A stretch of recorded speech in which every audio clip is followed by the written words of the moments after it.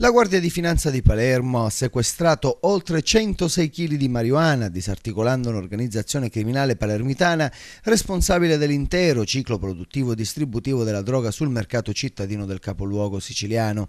Il servizio ha preso le mosse da un'ordinaria ricognizione aerea svolta qualche giorno fa sulla città dalla sezione aerea della Guardia di Finanza di Palermo, durante la quale l'attenzione dell'equipaggio dell'elicottero A109 è stata attirata da un'area ubicata nella parte alta della zona di Corso Calatafimi, verosimilmente utilizzata per la coltivazione di sostanze stupefacenti. I militari del servizio aereo del corpo hanno quindi prontamente attivato i colleghi del nucleo di polizia tributaria, gruppo di investigazione e criminalità organizzata, i quali hanno immediatamente avviato un mirato e riservato servizio di osservazione che ha consentito di riscontrare l'effettiva presenza di una piantagione di marijuana di forma circolare, visibile solo dall'alto e delimitata da filo spinato, alla quale era possibile accedere solo percorrendo un impervio camminamento. Sull'area dotata di un autonomo impianto di irrigazione, le fiamme gialle hanno rilevato la presenza di prodotti chimici e di attrezzi per la coltivazione. La videosorveglianza dell'area disposta dalla Procura della Repubblica di Palermo, immediatamente interessata, solo poche ore più tardi ha consentito di rilevare che 3 giovani, probabilmente accortici del precedente sorvolo della zona da parte di un elicottero della Guardia di Finanza,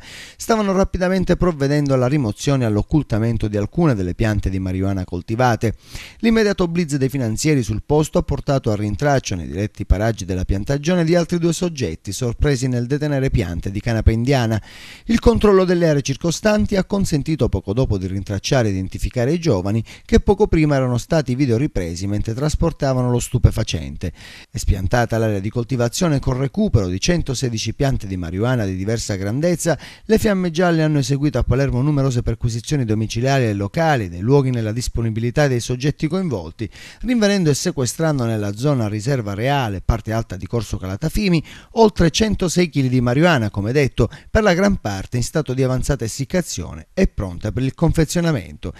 Altre quantità di marijuana sono state invece rinvenute suddivise in numerose dosi pronte per lo spaccio. Sequestrati anche apparecchi cellulari, un automezzo utilizzato per il trasporto della droga e un bilancino di precisione. I 4 soggetti arrestati nella flagranza del reato di traffico di sostanze stupefacenti sono attualmente sottoposti alla misura della custodia cautelare in carcere disposta dall'autorità giudiziaria.